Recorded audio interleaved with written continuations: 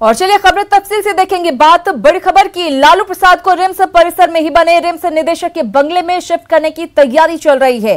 हालांकि लालू इस बंगले में तकनीकी पहलुओं के निपटारे के बाद ही शिफ्ट होंगे। रिम्स निदेशक के बंगले के बाहर से ज्यादा जानकारी दे रहे हैं न्यूज 18 संवाददाता संजय कुमार सिन्हा। रिम्स के पेइंग वार्ड में संक्रमण के खतरे के बाद लालू प्रसाद को रिम्स निदेशक के इसी बंगले में शिफ्ट करने की तैयारी चल रही है। बताया जा रहा है कि ये काफ़ी खुली जगह है और लालू को यहाँ सुबह और शाम में टहलने में आसानी भी होगी। और सबसे बड़ी बात कि लालू डॉक्टरों के नज़दीक रहेंगे। रिम्स में हालांकि संक्रमण का खतरा बहुत ज़्यादा है, लेकिन यह बंगला रिम्स में होते हुए भी रिम्स से दूर है और ऐसी ही एक जगह की तलाश की जा रही थी कि जो रिम्स परिसर में मौजूद हो और जहाँ लालू को संक्रमण का खतरा न हो। कि क्या बंगले की साफ सफाई हुई है? जी सर, साफ सफाई हो रही है। मतलब ये सब गार्ड में सब कर रहे हैं सर सफाई, और बाकी भी है, कुछ हो रहा है। इधर ये सब लग गया है। सामान अभी एडजस्ट नहीं हुआ है सर। अभी मतलब इन लोग आए, सेब का जमान आए थे और आईजी डीआईजी सब जो थे थाने के लोग कल आए हुए थे, वो सब आ करके कल देख करके गए हैं। आज भी मेरे भी सुपरवाइजर आए हुए थे, आ करके देख करके गए हैं सर। तो रिम्स से पत्र जाने के बाद जेल प्रशासन को पत्र गया है रिम्स से कि लालू को कहाँ शिफ्ट करना है।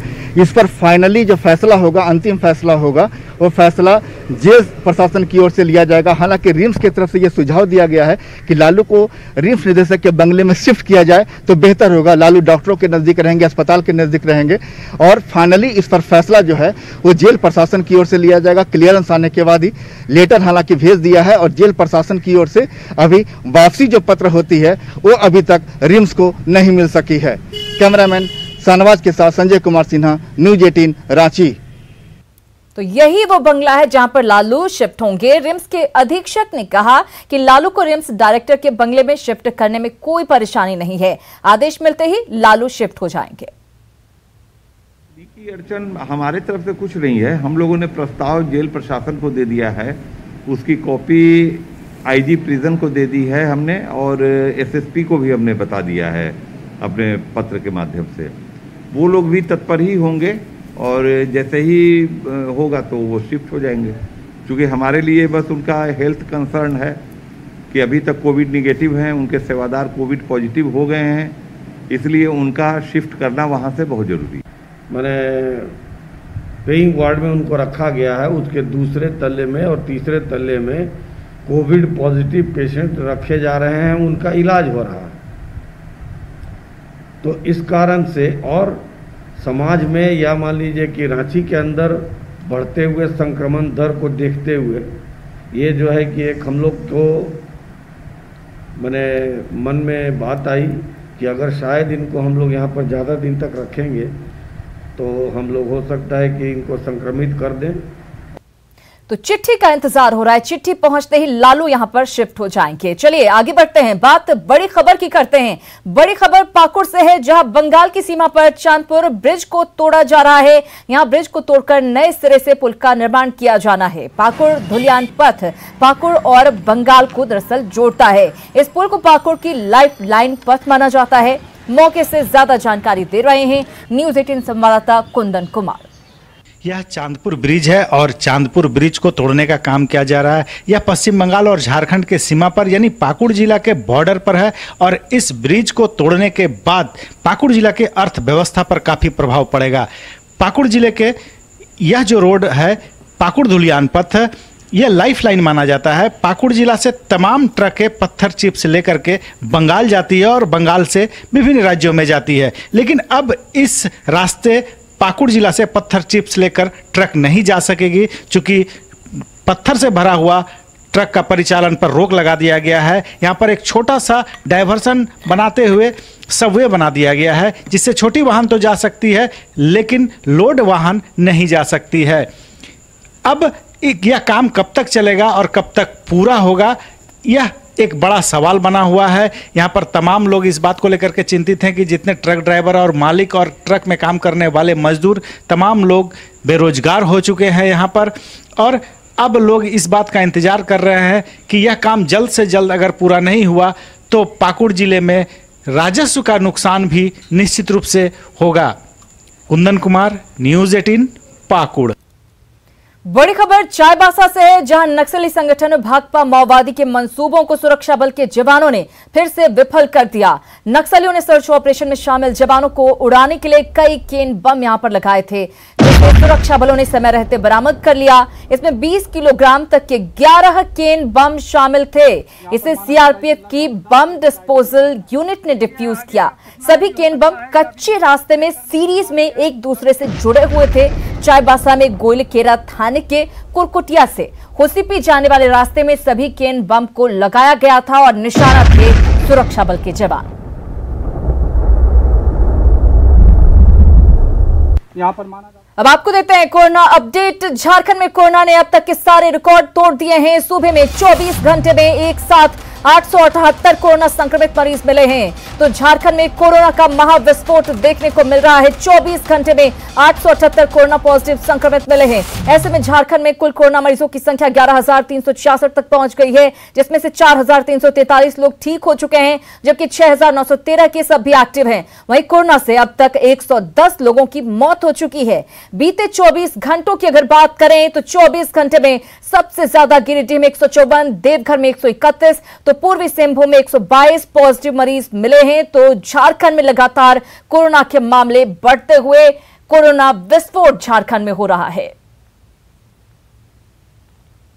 और लोहनगरी जमशेदपुर के सोनारी में हर तरफ समस्याओं का अंबार लगा हुआ है। हर तरफ गंदगी और जल जमाव से लोग परेशान हैं।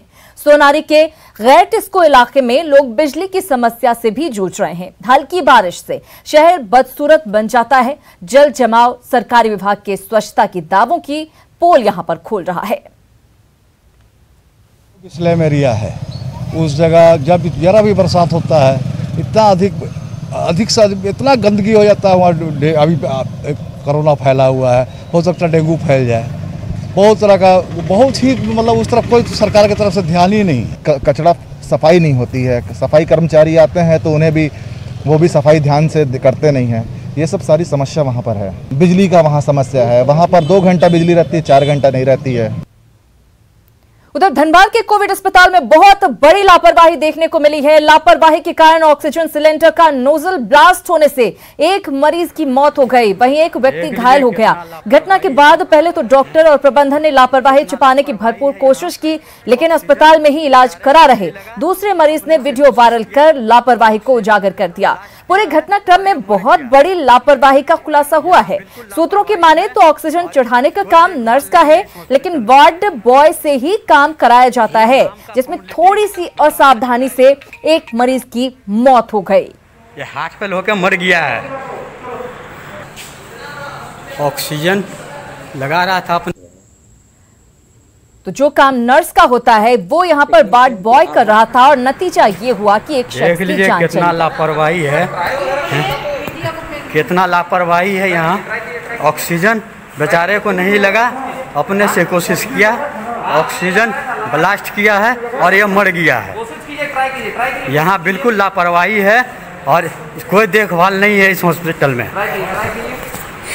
श्रीम नाम का फॉर्मेलिटी। और कोरोना के खौफ से राजधानी दहशत के बीच जीने को मजबूर है। हाल ये है कि जिंदगी बचाने को लेकर सरकारी और निजी अस्पतालों की जिम्मेदारियां लापता होती नजर आ रही हैं।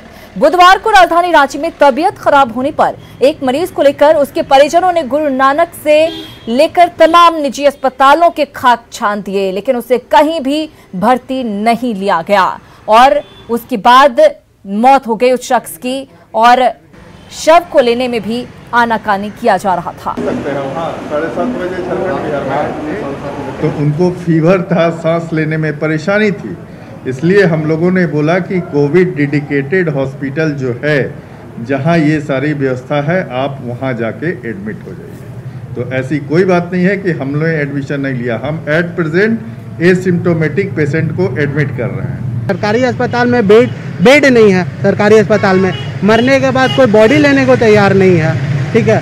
तो आम आदमी आखिर करे तो क्या करे? तो आम आदमी जिए कि मरे।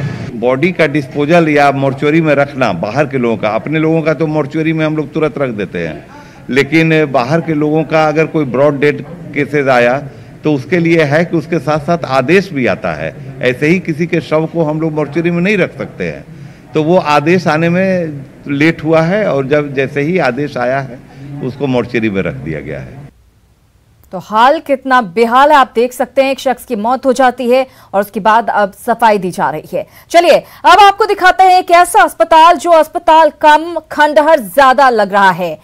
ये तस्वीरें आप देख सकते हैं। यह पश्चिम सिंहभूम जिले के मझगांव का सामुदायिक स्वास्थ्य केंद्र जो आज भी एक खंडहर नुमा भवन में चल रहा है। अस्पताल भवन से लेकर डॉक्टर और अस्पताल कर्मियों के आवास भी पूरी तरह से यहां जर्जर हो चुके हैं। भवन और आवास की छतों और दीवारों के प्लास्टर गिर रहे हैं, दीवारें टूट रही हैं। इसके बावजूद लोग अपनी जान जोखिम में डालकर डॉक्टरों और स्वास्थ्य कर्मी से अपना इलाज करवा रहे हैं। अलाउ भी नहीं है मैडम, बोल दिए कि यहाँ आप अपने रिस्क में रहिए, लेकिन ड्यूटी करना है तो फिर हम लोग कहाँ रहेंगे, इसलिए यहाँ रहना पड़ रहा है हम लोग को। ये बहुत ही खराब पानी चूता है, छज्जा पूरा टूट गया है, अंदर से पूरी तरह ये रहने लायक नहीं है। फिर भी हम लोग बहुत ही कष्ट से रहते हैं यहाँ पर। और सारे स्टाफ भी जितने भी क्वार्टर है, जितने भी रेस्ट रूम है ना, रेस्ट रूम जिसको कहेंगे, जहाँ हम लोग रुकते हैं काम करते हैं, सब जगह पूरी तरह से क्षतिग्रस्त है। तो इतने लंबी ड्यूटी के बाद हर पल ये मुसीबत रहती है कि कब क्या प्रॉब्लम हो जाए, कहा नहीं जा सकता। चलिए कुछ ही पलों का इंतजार कीजिए, फौरन हाजिर होते हैं कुछ और खबरों के साथ। कहीं मत जाइएगा। अब खबर सियासी गलियारे से। राहुल गांधी को कांग्रेस की कमान संभालनी चाहिए, यह कहना है प्रदेश कांग्रेस अध्यक्ष रामेश्वर उरांव का। उन्होंने कहा कि जिस तरह से केंद्र सरकार कामकाज कर रही है उसे देखते हुए राहुल गांधी को आगे आना चाहिए, क्योंकि सरकार की गलत नीतियों का खुलासा राहुल गांधी ही कर सकते हैं। राज्यसभा के सांसदों ने कहा है, उसी को हम समर्थन करेंगे झारखंड कांग्रेस की तरफ से। तो समर्थन पूरा उनको बनाया जाए, पार्टी को आगे बढ़ाना है। महत्वपूर्ण चेहरा, सबसे महत्वपूर्ण चेहरा में से एक हैं कांग्रेस के राहुल जी। जरूरत है अभी केंद्र सरकार जिस तरह से काम कर रही है उसका खुलासा की जरूरत है और वही कर पाएंगे। भगवान भोलेनाथ के भक्तों को देवघर के बाबा धाम मंदिर में प्रवेश की इजाजत मिल गई है। सुप्रीम कोर्ट ने सीमित संख्या में भक्तों के प्रवेश को अनुमति देते हुए झारखंड सरकार को इसके लिए व्यवस्था करने की सलाह दी है।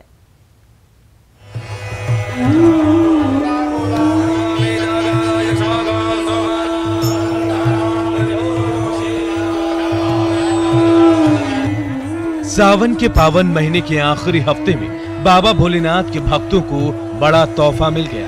सुप्रीम कोर्ट ने एक याचिका की सुनवाई करते हुए देवघर के बाबा धाम में सीमित संख्या में भक्तों को बाबा के दर्शन की अनुमति दे दी है। सुनवाई के दौरान सुप्रीम कोर्ट ने झारखंड सरकार को पूर्णिमा और भादो महीने में बाबा के दर्शन के लिए व्यवस्था करने का सुझाव दिया है। इस फैसले का जहां बीजेपी के साथ कुछ दूसरे नेताओं ने स्वागत किया, तो वहीं सत्ता पक्ष अब व्यवस्था करने की बात कह रहा है। राज्य सरकार को बहुत पहले स्वयं से ये निर्णय लेना चाहिए था। सुप्रीम कोर्ट में जाने के बाद डॉक्टर निशिकांत दुबे ने अर्जी लगाई और उसके बाद ये निर्णय आया। इससे पहले सरकार को ये निर्णय ले लेना चाहिए था। अब उत्तराखंड में देखिए, वहाँ भारतीय जनता पार्टी का शासन है, त्रिवेंद्र सिंह रावत जी मुख्यमंत्री हैं, वहाँ चारों धाम की यात्रा बहुत पहले से चल रही है। आज आदमी इतना जागरूक है कि कोई जान देकर नहीं जाएगा बाबा धाम में पूजा करने, जाएगा तो आस्था विश्वास के कारण से सावधानी से जाएगा। इसलिए सर्वोच्च न्यायालय ने बहुत ही स्वागत योग्य जजमेंट दिया है। हमको लगता है रिस्ट्रिक्शन के साथ यदि कुछ किया जा रहा है तो उसमें कोई बुराई भी नहीं। तो अब ये सरकार को फैसला लेना है, सरकार फैसला ले लेगी। हालांकि सुप्रीम कोर्ट के फैसले का स्वागत देवघर का पंडा समाज भी कर रहा है, लेकिन उनका मानना है कि अभी अगर मंदिर खोल दिया गया तो स्थिति बेकाबू हो जाएगी। इसलिए 17 सितंबर के बाद से व्यवस्था हो तो स्थिति को बेहतर ढंग से संभाला जा सकता है। 17 सितंबर से जो 16 अक्टूबर तक का जो मेला लगेगा उसमें हम इस प्रक्रिया को आरंभ कर सकते हैं। उसके बाद तो अक्टूबर के बाद में तो ऑटोमेटिक है, डाउन हो जाएगा, तो हम धीरे धीरे उस मेला को सीमित दायरे में रख करके चला सकते हैं। अब फैसला राज्य सरकार को करना है कि कब कैसे पूरी व्यवस्था के साथ सीमित संख्या में भक्तों के लिए बाबा धाम को खोला जाए। बस ध्यान इस बात का रखना है कि भक्तों की आस्था भी बनी रहे और कोरोना का खतरा भी दूर रहे। Bureau report, news 18 network. दरअसल बीजेपी सांसद निशिकांत दुबे की याचिका पर सुप्रीम कोर्ट ने श्रद्धालुओं के लिए देवघर के बाबा मंदिर को खोलने का आदेश दिया। निशिकांत दुबे ने कोर्ट के इस फैसले का स्वागत किया है और कहा कि यह धार्मिक स्वतंत्रता का मामला है। तो देवघर बासुकीनाथ ही मंदिर केवल नहीं खोला, देश भर के सारे मंदिर मस्जिद गुरुद्वारे को जो है खोलने का जो है सुप्रीम कोर्ट ने सुझाव दिया है। सुझाव नहीं होता है, सुप्रीम कोर्ट सुझाव नहीं देती है, वो सुझाव देने की बॉडी नहीं है, आदेश दिया है। और जो हाईकोर्ट ने, रांची हाईकोर्ट ने जो बैन किया था, वर्चुअल की बात की थी, उसको मॉडिफाई किया है। तो हम माननीय उच्चतम न्यायालय के और खासकर भारत सरकार के बहुत शुक्रगुजार हैं, क्योंकि उच्चतम न्यायालय ने पूछा कि यदि राज्य सरकार नहीं उसका व्यवस्था कर पाएगी तो आप कर पाने की स्थिति में है क्या। तो जो वहाँ भारत सरकार के रिप्रेजेंटेटिव थे, उन्होंने कहा कि हम किसी भी हालत में जो है इसको करने को तैयार हैं। और बात बकरीद की। इस बार बकरीद के त्योहार पर कोरोना का ग्रहण लग गया है। राज्य सरकार ने लोगों को घरों में ही नमाज अदा करने की अपील की है। साथ ही ईदगाह और मस्जिदों की सुरक्षा कड़ी कर दी गई है। रांची ईदगाह का जायजा लिया है न्यूज़ 18 संवाददाता भुवन किशोर झा ने। कुर्बानी का पर्व बकरीद आज मनाया जा रहा है। आप देख सकते हैं कि ये रांची ईदगाह है, जहाँ पे अच्छी खासी भीड़ आज के दिन में होती थी, लोग नमाज अदा करते थे यहाँ पे। लेकिन इस बार कोरोना संकट के कारण से जो परमिशन सरकार के द्वारा नहीं दी गई है, तो उसके कारण यहाँ पे नमाज अदायगी नहीं हो रही है। पूरी तरह से रांची ईदगाह को बंद कर दिया गया है और यहाँ पर मजिस्ट्रेट और भारी संख्या में पुलिस बलों की तैनाती की गई है। कोई भी ईदगाह या मस्जिद के पास नमाज नहीं पढ़ने देना है, वो अपना घर पर अपना नमाज पढ़ें। इसीलिए हम लोग को यहाँ लगाया गया है कि यहाँ पर कोई नमाज नहीं पढ़ने जाए अंदर। ये तैयारियां हैं राज्य सरकार के द्वारा की गई हैं और ख़ास करके जो बकरीद का जो मौका है, जिस पे भारी संख्या में नमाज अदा करने के लिए लोग ईदगाह और मस्जिदों में आते थे, इस बार वो चीज़ें देखने को नहीं मिल रही है, क्योंकि कोरोना संक्रमण का जिस तरह से प्रसार हो रहा है उसको ध्यान में रखते हुए राज्य सरकार ने ये निर्णय लिया है और उसके बाद तमाम ऐसे जगहों पे सख्त निगरानी की जा रही है। कैमरा पर्सन संजय सिंह के साथ भुवन किशोर झा, न्यूज़ 18 रांची। और कोरोना महामारी को लेकर रांची जिला प्रशासन ने लोगों से अपने घरों में ही बकरीद की नमाज अदा करने की अपील की है। प्रशासन ने शहर के ईदगाहों और मस्जिदों के आसपास सुरक्षा के तगड़े इंतजाम किए हैं।